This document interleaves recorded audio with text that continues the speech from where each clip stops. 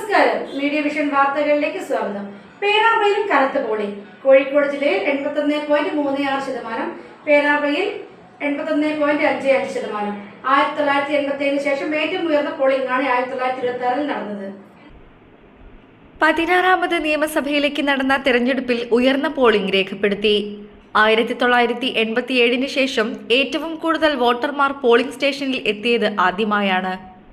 കൊടും ചൂടിനെ വകവെക്കാതെയാണ് തിരഞ്ഞെടുപ്പ് ചൂടിൽ പുലർച്ചെ 2 മണി മുതൽ വോട്ടിനെത്തിയത്. കായണ്ണ GUP സ്കൂളിൽ കഴിഞ്ഞ 12 തവണയും ആദ്യ വോട്ട് രേഖപ്പെടുത്താൻ കായണ്ണയിൽ 82കാരനായ നമ്പർത്തുമ്മൽ ചങ്ങരോട്ട് എത്തിയത്. കഴിഞ്ഞ പഞ്ചായത്ത് തെരഞ്ഞെടുപ്പിനും 2 മണിക്ക് പോയിട്ട് അവിടെ പകൽ വീട്ടിലായിരുന്നു നമ്പരം. പിന്നെ ഇപ്പോൾ എല്ലാ വോട്ടും ചെയ്യും. വയസ്സെത്ര? 82.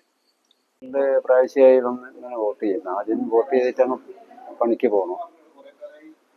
പേരാമ്പ്ര ഒട്ടേറെ ബൂത്തിൽ യന്ത്രത്തകരാർ ഉണ്ടായി.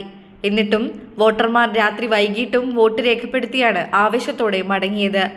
പേരാമ്പ്ര നിയോജക മണ്ഡലത്തിൽ 81.55, ബാലുശ്ശേരി 81.81, വടകര 79.51, കുറ്റ്യാടി 81.6, നാദാപുരം 79.46, കൊയിലാണ്ടി 79.54, എലത്തൂർ 82.45, കോഴിക്കോട് നോർത്ത് 80.23, കോഴിക്കോട് സൗത്ത് 81, ബേപ്പൂർ 83, കുന്നമംഗലം 84.45, കൊടുവള്ളി 80.98, തിരുവമ്പാടി 80 എന്നിങ്ങനെയാണ് കോഴിക്കോട് ജില്ലയിലെ വോട്ട് നില.